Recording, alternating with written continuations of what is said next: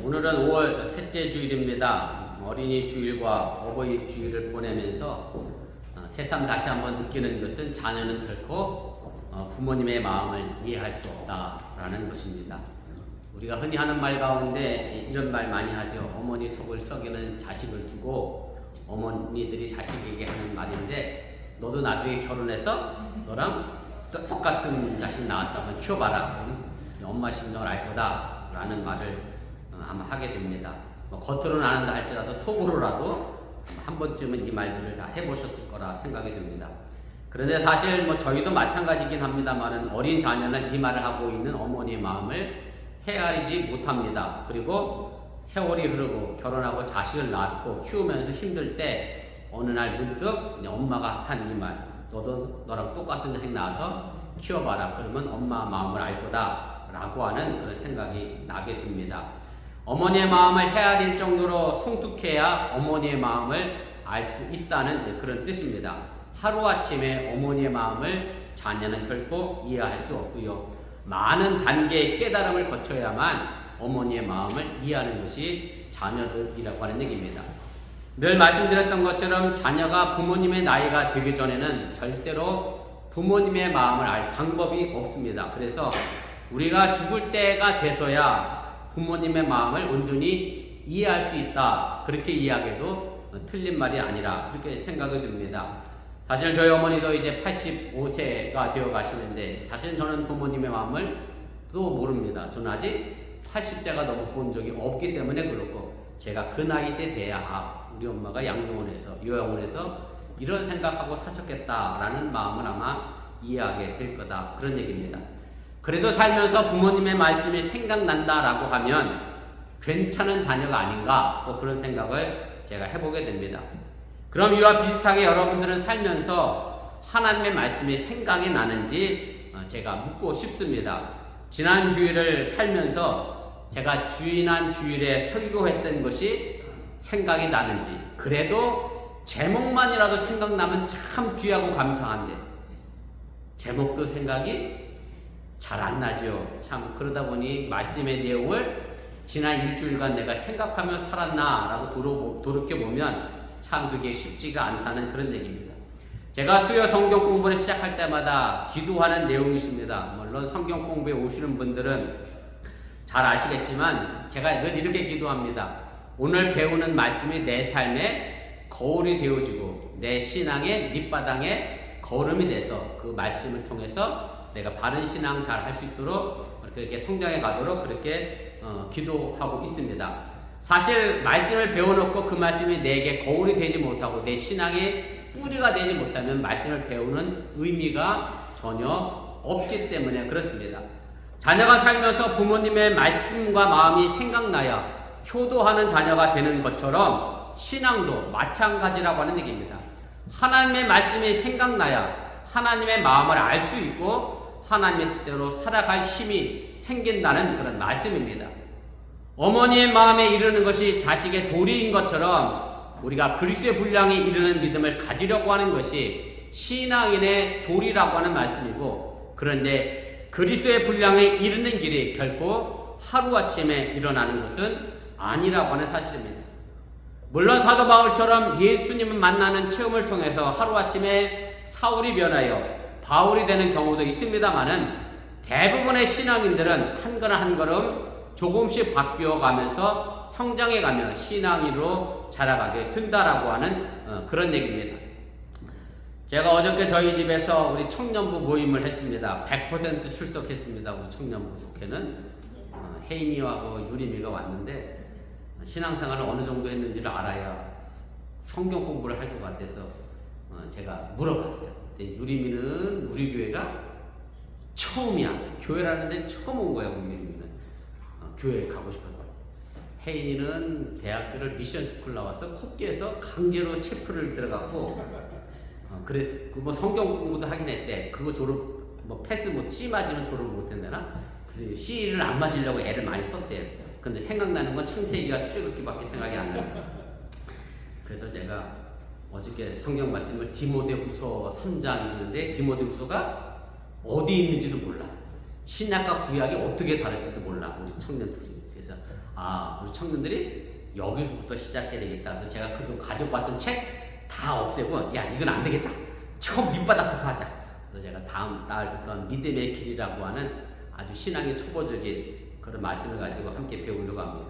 하루아침에 신구약 성경을 다 통달하고 깨어나서 신앙생활하는 사람은 하나도 없습니다. 그렇게 성장해 나가며 자라가면서 신앙생활을 하게 된다라고 하는 얘기입니다.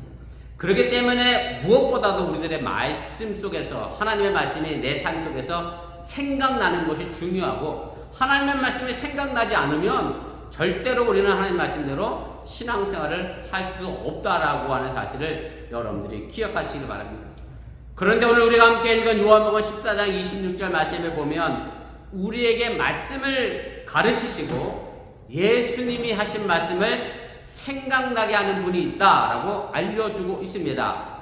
제가 다시 본문을 읽어보겠습니다. 앞에 화면에 있으니까 함께 보시면 좋겠습니다.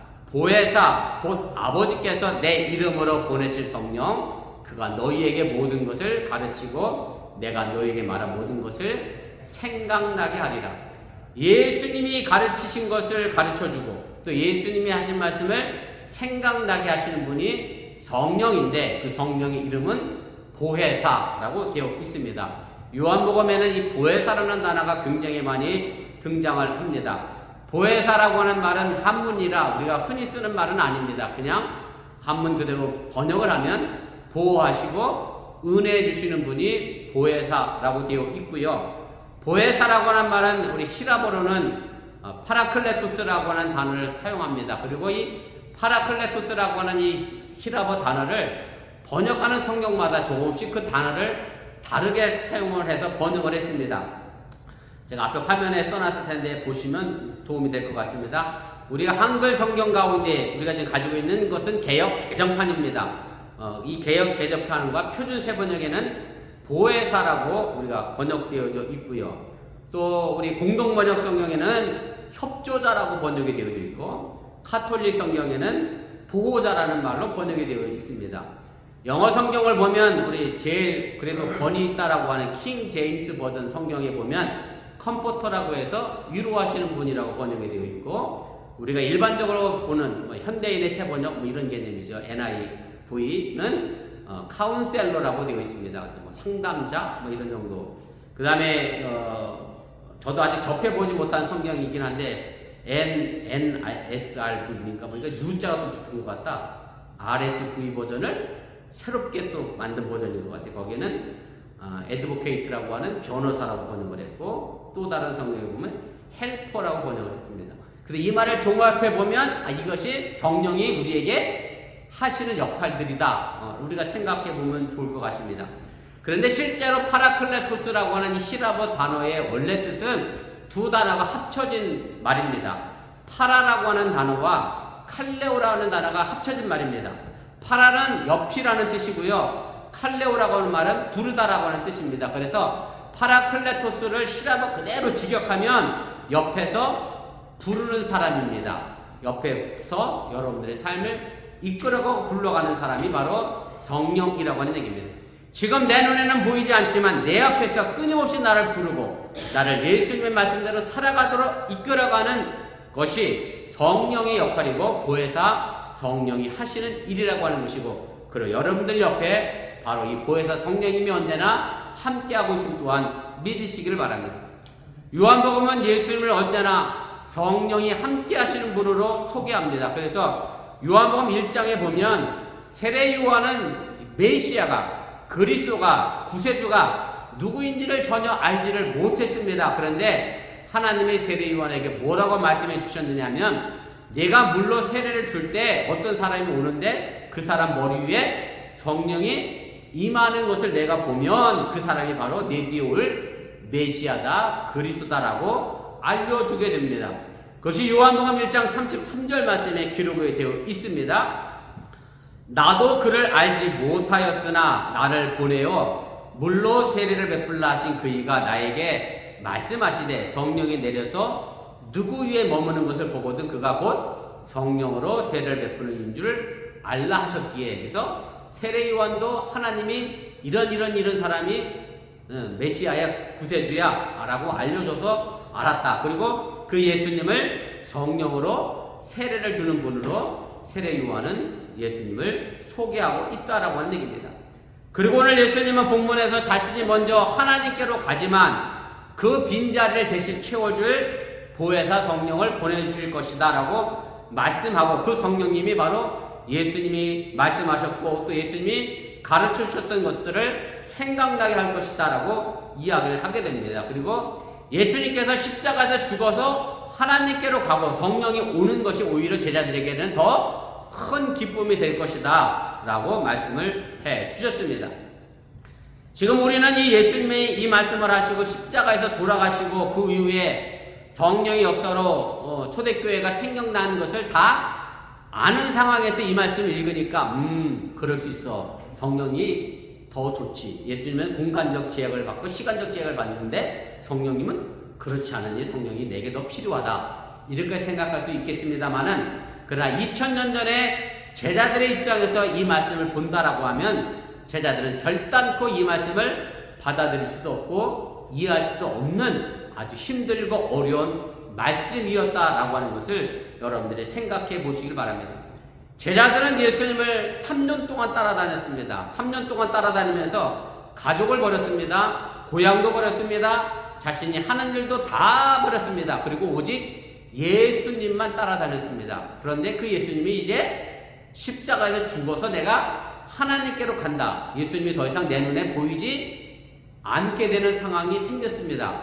그랬을 때 그 제자들의 마음이 과연 어떠했겠느냐. 그리고 눈에 보이는 예수님은 사라져버리고 눈에 보이지도 않는 보혜사 성령이 와서 제자들을 돕겠다고 하는데 그 말이 과연 믿어지겠느냐. 제자들 입장에서 생각해보면 절대 믿을 수 없는 그런 상황이었다라고 하는 얘기입니다. 그럼 여러분들이 오늘 이 마음속에서 우리가 좀 생각해 볼 것은 뭐냐면, 사람의 눈이라는 것이 참 간사하다라는 것을 알게 됩니다. 무슨 얘기냐면, 내 눈에 보이는 것과 내 눈에 보이지 않는 것을 믿는 것의 차이가 너무 크다는 말씀입니다. 마치 예수님의 제자 도마가 말입니다. 예수님이 부활하셨다 그랬더니 도마가 이렇게 얘기해요. 야, 나는 예수님이 부활했다는 말을 못 믿겠다. 내가 직접 눈으로 보고 내 손을 가지고 예수님의 옆구리에 참자국이 있나 만져본 다음에야 그때서야 내가 예수님을 믿겠다라고 이야기하니까, 요한복음에서 예수님이 뭐라고 얘기하시냐면, 보고 믿는 것보다 보지 않고 믿는 것이 더 귀한 믿음인 것을 우리에게 알려주십니다. 여러분들은 신앙이 무엇이라고 생각하십니까? 제가 좀 더 쉽게 질문을 다시 드리면, 눈에 보이는 것을 신앙입니까? 눈에 보이는 것을 믿는 것이 신앙입니까? 아니면 눈에 보이지 않는 것을 믿는 것이 신앙입니까? 이렇게 질문을 하면 여러분들은 과연 신앙이 무엇이라고 대답하겠느냐라고 하는 겁니다. 신앙은 어쩌면 보이지 않는 것과 보이는 것 사이의 경계를 허물어내는 능력이라고 할 수 있습니다. 반드시 보고 확인하고 관찰해야만 그 가치가 다 드러나는 것은 아니라고 하는 말씀입니다. 구약 성경의 출애굽기를 보면, 우리 혜은이가 잘 아는 출애굽기를 보면 모세라고 하는 인물이 등장합니다. 모세는요, 하나님 대신해서 이스라엘 백성들을 애굽에서 가나안 땅으로 이끌어 나간 위대한 지도자였습니다. 그래서 이스라엘 백성들은 광야 40년 길을 가는 동안에 모세가 보이면 누가 보였느냐면 하나님이 보였습니다. 모세가 있으면 하나님이 나와 함께한다 믿었고 마음이 든든했습니다. 그런데 모세가 잠시 보이지 않았을 때가 있습니다. 모압 평지에 이르렀을 때 모세가 하나님의 계명, 지금에 가지고 있는 10계명을 받으러 시나산에 40일 동안 올라가 있었을 때가 있습니다.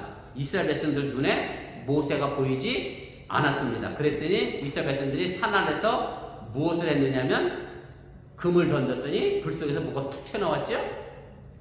송아지가 툭 튀어나왔다. 우리가 만든 게 아니라 불 속에다 금을 이렇게 던져놨더니 송아지가 툭 튀어나왔다. 그래서 금송아지, 눈에 보이는 금송아지를 만들어서 하나님 대신 우상으로 삼아 만들었습니다. 모세가 보이지 않으니 모두 없어졌다고 생각했어요. 하나님도 존재가 사라졌다 그렇게 생각했습니다. 이스라엘에게 있어서 성전은 하나님이 임재하시는 곳이었습니다.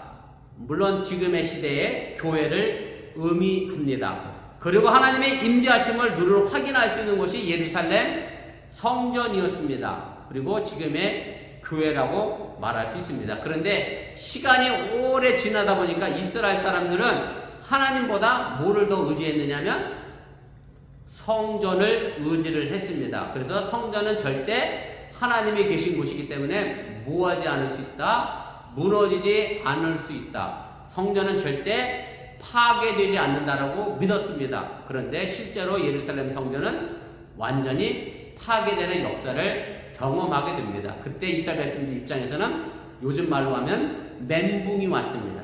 왜 멘붕이 왔어요? 성전에 누가 계신데? 하나님이 계신데 성전이 어떻게 됐어요? 무너졌어요. 있을 수 없는 일이라고 생각했습니다. 그래서 성전을 하나님보다 더 믿고 따랐던 것이 이스라엘 백성들입니다. 그래서 급기야 성전이 우상이 되어버렸습니다. 사도행전 7장에 가면 스데반이 이스라엘 백성들의 성전을 우상으로 만들어버린 것에 대하여 지적하며 신랄하게 설교를 합니다. 사도행전 7장 47절 48절 말씀인데 여기에 어느 구절이 우상으로 만들었다라고 하는 구절이 있는지 여러분들 한번 좀 생각해 보시면 좋겠습니다. 우리 함께 읽겠습니다. 솔로몬이 그를 위하여 집을 지었느니라. 그러나 지극히 높으신 이는 손으로 지은 곳에 계시지 아니하시나니. 스데반이 이 설교를 하자마자 이 설교를 듣던 사람들이 이를 빡빡 깔면서 스데반에게 돌을 던졌습니다. 그리고 스데반은 그 돌에 맞아 죽었습니다. 도대체 어느 구절이 이스라엘 백성들에게, 유대인들에게 이를 빡빡 깔 만큼 화가 날 만한 구절인가 하면 생각해보면 제가 밑줄 쫙 끄드렸어요. 여러분들 편하게 해드리려고. 뭐로? 손으로 지은. 영어로 얘기하면 made by man입니다. 제가 아까 우스갯소리로 금을 불 속에 던졌더니 송아지가 툭 튀어나왔다 그랬지만 금송아지 사실 누가 만들었어요? 사람이 만들었어요. 사람의 손으로 만든 거예요. 예루살렘 성전 솔로몬이 만들었어요. 사람의 손으로 만들었어요. 그래서 스데반은 예루살렘 성전을 바라보고 뭐라고 얘기했느냐면 그 성전은 지금 사람의 손으로 만든 것이다. 금송아지처럼 너희들이 똑같이 우상으로 만들었다라고 했기 때문에 스데반은 돌에 맞아 죽을 수밖에 없었다라고 하는 얘기입니다. 스데반 집사님의 설교의 핵심은 바로 그겁니다. 성전을 우상으로 만들어 버려서 하나님의 아들 예수님을 알아보지 못하고 십자가에 너희들이 못 박아 죽게 했다. 이것이 스데반 집사님의 설교의 핵심이라고 하는 얘기입니다. 신앙이라고 하는 것은 보이는 것의 한계를 인정하면서 보이지 않는 것을 믿는 능력이 신앙입니다. 눈에 보이는 것보다 보이지 않는 것이 더 크다는 것을 아는 것이 바로 신앙의 능력이요 힘이라고 하는 사실을 여러분들이 믿으시기를 바랍니다. 오늘 김민재 성도님이 기도할 때 이 표현을 썼는데요. 우리가 시편을 읽다 보면 내 영혼아 여호와를 찬양하라 라고 하는 말이 나옵니다. 자기가 자기에게 한 말인데 자기를 보며 내 영혼이라고 말합니다. 내 영혼이 끊임없이 내 영혼에게 끊임없이 옆에서 부르는 사람이 있고 그 영혼이 하나님을 찬양하기 원한다라고 하는데 옆에서 끊임없이 불러주시는 분이 바로 성령이라고 하는 사실을 여러분들이 믿으시기를 바랍니다. 여러분들도 이런 경험이 한 번쯤 있을 줄 압니다만은 저는 여러분들이 아시는 것처럼 직업 특성상 말을 많이 하는 직업을 가지고 있습니다. 그래서 목사가 말을 안 할 수는 없고 설교 시간만 말하고 목사가 그 다음부터 말을 안 해요. 우 다니면 우리 목사님 뭐 저래 이럴 거예요. 그죠? 그 목사님이 또 막 말을 많이 해요. 우리 목사님 또 왜 저러지? 또 그 목사가 말을 많이 하기도 그렇고 말을 적게 하기도 그런데 저는 그래도 많이 하는 편입니다. 그래서 많이 하다 보면 꼭 뭘 한 가지씩 하죠. 뭘 꼭 한 가지씩 할까요? 실수를 합니다. 뭐 목사라고 해서 뭐 실수 안 하겠어요? 저라고 실수합니다. 그러고 나서 시간이 지나고 그때 일을 생각하면 이런 일입니다. 그때 그 말은 하지 말았어야지 하고 꼭 내 앞에서 누군가 이야기합니다. 우리 집사람이 하는 게 아니고요. 누군가 꼭 이야기합니다. 뭐 하다 보면 또 화날 때도 있습니다. 제가 감리사직을 내려놨는데 연회에서 감사라는 직책을 만들어갖고 또 다시 저를 연회 실행부위원으로 세워놔서 제가 임원이 또 돼서 회의하다 보면 나랑 뜻이 안 맞는 사람과 막 말하면 뭐가 나오겠어? 이렇게 막 올라갔더라고요. 야, 목사가 목사끼리 뭐 하는 거냐? 가끔 누가 옆에서 자꾸 얘기를 해주십니다. 아마 여러분들도 한 번쯤 이런 경험이 있을 겁니다. 사실 그렇게 나를 불러줄 때 제대로 된 길을 걸어갈 때에 우리가 바른 신앙의 삶을 하게 된다라고 하는 얘기입니다. 우리가 그 소리를 듣지 않고 따라가지 않는다면, 눈에 보이지 않는 소리라고 해서 애써 무시해버린다라고 하면 우리는 너무나 큰 잘못을 많이 할 수밖에 없다라고 하는 얘기입니다. 제가 옛날 어린 시절에 주일학교를 갈 때마다 저희 어머니가 헌금하는 습관을 들이라고 제게 꼭 헌금을 주셨습니다. 50원을 주셨습니다. 50원. 50원짜리 못 본 분들은 내 생각엔 태반일 것 같은데 50원을 헌금을 주셨는데, 그 헌금 보면 제가 무슨 생각이 떠올랐겠어. 어린 시절에 먹을 것도 귀한 시절에 왜 옛날에는 이걸 눈깔 사탕이라 그랬나 몰라. 눈알 사탕도 아니고, 그죠? 눈깔 사탕이었다. 제 생각에 보니까 눈알만큼 커서 눈깔 사탕이었나 봐. 눈깔 사탕이 하른하른 거래요. 그러면 제가 또 이런 생각이 들어요. 지금처럼 뭐 저희는 교회 헌금 봉투 이름 써서 헌금하죠. 동전에 50원짜리 동전에 제 이름이 써 있는 것도 아니고, 그렇다고 제가 뭐 주일학교 헌금할 때 봉투에 써서 이름 내는 것도 아니고, 헌금했는지 안 했는지 엄마가 아실 게 뭐야. 그러니까 제 마음속에 자꾸 무슨 생각이 드냐면 눈깔 사탕이 더 왔다 갔다 해요. 그래서 제가 몇 번은 사실 우리 엄마한테 비밀이지만 눈깔 사탕을 제가 사 먹었어요. 물론 계속 사 먹지는 않았습니다만은, 그러나 사 먹을 때마다 그런 생각은 들죠. 엄마는 몰라도 누구는 아신다, 하나님은 아신다, 이런 생각이 듭니다만은, 그러나 애써 내 마음속에 자꾸 눈깔 사탕이 먹고 싶다는 더러운 영이 헌금해야 한다는 거룩한 영보다 더 크게 자리 잡고 있기 때문에 어린 마음에 그것을 이겨내지 못했던 경험이 저도 있습니다. 요즘 뉴스 아이들이 아까 제가 광고 드렸던 것처럼 아침 10시에 교회 오기를 굉장히 힘들어합니다. 일어나지를 못하지요. 그도 그럴 것이 토요일이면 밤새 친구들과 온라인을 끙끙가 해야지 뭐. 온라인으로 밤새 게임을 합니다. 그러니 2시 반, 12시 하는데 아침에 일어나기가 쉽겠습니까? 그래서 제가 이런 생각을 해봤어요. 무슨 생각을 했느냐면, 내일이 주일이니 오늘 밤은 내가 교회 가기 위해서 뭐 해야 되겠다? 일찍 자야 되겠다. 유스가 이런 마음을 갖고 있으면 내가 얼마나 좋을까. 옆에서 보혜사 성령님이 우리 유스에게 이런 음성을 들려주시면 얼마나 좋을까 하고 내가 물어봤어. 그런 음성을 들어본 적이 있냐 물어봤더니 한 명도 없어. 한 명도 없어. 딱 한 명만 그래도 가끔 들었대.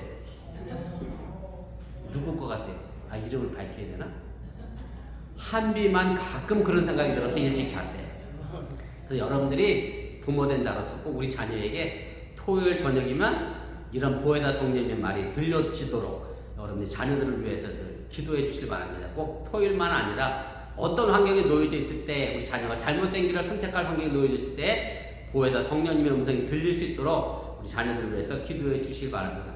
우리가 잘못된 길을 갈 때 우리를 부르는 양심의 소리가 있듯이 예수님의 말씀을 가르쳐 주시고 생각나게 하시는 내 속에, 내 옆에 계시는 분, 성령이 계심을 여러분들이 믿으시길 바랍니다. 성령은 예수님이 우리에게 가르쳐 주신 것을 생각나게 하시는 분이다 라고 얘기합니다. 성령은 세상에 존재하는 모든 것을 다 가르쳐 주시는 분은 아닙니다. 문자적으로 그렇게 믿어서 공부하지 않고 기도만 하고 시험을 보면 학교에서 공부한 것이 전혀 생각나지 않습니다. 제 말을 듣고 성경만 보고 기도만 한다고 해서 공부한 것이 저절로 생각나지 않습니다. 가끔 그렇게 신앙생활하는 분들이 계셔서 제가 오해할까 하실까봐 말씀드리는 거고, 성령님이 여러분들에게 주식해서 떼돈 벌라고 가르쳐 주시는 분은 절대 아니고, 여러분들이 공부하고 있는 자녀들에게 성령님이 답안지를 막 떠오르게 생각나게 해주는 분도 아니고, 오해 없으시길 바라고, 오늘 본문의 말씀을 잘못 이해하면 그렇게 생각할 수도 있는데, 성령님의 역할은 예수님의 말씀을 생각나게 하고 가르치셔서 우리가 예수님의 사람이 되고 우리 교회가 예수님의 교회가 될 수 있도록 이끌어 가시는 분이라고 하는 얘기입니다. 예수님이 가시면서 제자들은 성령을 통해서 보이지 않는 세상을 볼 수 있는 능력을 가지게 됐습니다. 그래서 이 땅의 가치관을 벗어버리고 하늘의 가치관으로 가진 사람으로 태어나게 됐다라고 하는 얘기입니다. 성령은 거룩한 마음입니다. 깨끗한 마음입니다. 이 마음을 가져야 비로소 하나님의 말씀의 뜻을 우리가 깨달을 수 있게 됩니다. 더러운 영, 더러운 마음이 더 크게 우리를 사로잡고 있다고 하면 하나님의 말씀은 결단코 생각나지도 않고 깨달아지지도 않게 됩니다. 그러나 이 마음, 거룩한 마음, 말씀을 생각나게 하는 성령을 우리가 갖고 있다라고 하면 우리는 하나님의 말씀을 깨닫게 되고 알게 되어진다라고 하는 얘기입니다. 물론 하루아침에 이 모든 것들이 다 이루어지지는 않습니다. 그래서 사도 바울은 이것에 대하여 빌립보서 3장 12절 14절에서 이렇게 말씀합니다. 내가 이미 얻었다 함도 아니요 온전히 이루었다 함도 아니라 오직 내가 그리스도 예수께 잡힌 바 된 것을 잡으려고 달려가노라. 형제들아 나는 내가 아직 잡은 줄로 여기지 아니하고 오직 한 일, 즉 뒤에 있는 것을 잊어버리고 앞에 있는 것을 잡으려고 표대를 향하여 그리스도 예수 안에서 하나님이 위에서 부르신 부름의 상을 위하여 달려가노라. 사도 바울은 아직 자신이 하나님의 마음에 이르지 못했다라고 고백합니다. 다만 그 마음을 갖고자 온몸을 향하여 앞으로 기울여 달려갈 뿐이라고 말합니다. 그리스도의 분량에 이르는 믿음을 갖기 위하여 거룩한 마음을 갖기 위하여 최선을 다하여 경주하겠다고 하는 것이 사도 바울의 마음이라고 하는 얘기입니다. 그러면 성령이 우리에게 가르쳐 주시고 생각나게 하시게 되면 우리는 어떤 마음을 가질 수 있느냐라고 하는 것입니다. 그것이 본문 27절에 예수님은 이렇게 말씀합니다. 평안을 너에게 끼치노니 곧 나의 평안을 너에게 주노라. 내가 너에게 주는 평안은 세상에 주는 것과 같지 아니하니라. 너희는 마음에 근심하지도 말고 두려워하지도 말라. 예수님이 깨달은 하나님의 마음, 거룩한 마음, 성령의 마음은 곧 평안입니다. 어느 곳에도 흔들리지 않고 두려워하지도 않고 근심하지도 않는 평안의 마음이 성령이 우리에게 주시는 마음이라고 하는 얘기입니다. 우리가 이 평안과 더불어서 생각해야 될 말씀이 하나 있습니다. 오늘 이 말씀을 드리고 제가 좀 말씀을 정리해 보려고 합니다. 오늘 보면 30절에 있는 말씀의 내용인데 예수님을 고난에 몰아넣은 세상의 권력, 다시 말하면 예수님을 십자가에 못 박게 했던 그 세상의 권력자들에 대하여 예수님이 이렇게 말씀합니다. 이 세상 임금이 오겠으나 그러나 저는 내게 관계할 것이 없으니 이렇게 말씀합니다. 세상의 권력이 로마의 병정이 자기를 십자가에 못 박혀 죽게 하지만 그 세상의 권력은 나랑 어떤 사이예요? 아무 관계가 없는 사이란 뜻입니다. 예수님이 비록 십자가에 죽었다 할지라도 예수님 마음속에 있는 평안의 마음은 세상의 권력이 절대 뺏어갈 수 없다는 뜻입니다. 영어 성경이 훨씬 더 이해가 됩니다. He has no hold on me라고 되어 있습니다. 직역함이 이렇게 되죠. 그는 내 안에 아무것도 소유하지 못한다. 세상의 마음이, 사탄의 마음의 권세가 내 마음속에 있는 평안을 절대 소유할 수 없기 때문에 세상이 어떠하든 간에 나는 평안하다라고 하는 것이 성령이 주시는 힘의 능력임을 여러분들이 믿으시기를 바랍니다. 깨우친 그 말씀으로 우리는 그 어떤 것에도 흔들리지 않는 평안을 얻게 된다라고 하는 얘기입니다. 성령은 말씀으로 평안을 주는 영이십니다. 그리고 반대로 얘기하면 그 거룩한 영은 말씀을 통해 길러지고 닦여집니다. 말씀을 깨닫는 만큼 그 거룩한 영, 그 거룩한 마음도 우리 속에 차츰차츰 쌓여간다는 사실을 여러분들이 믿으시길 바랍니다.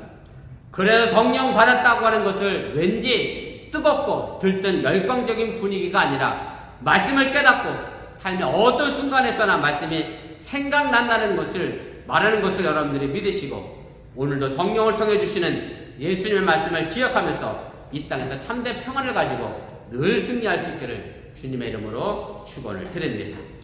기도하겠습니다.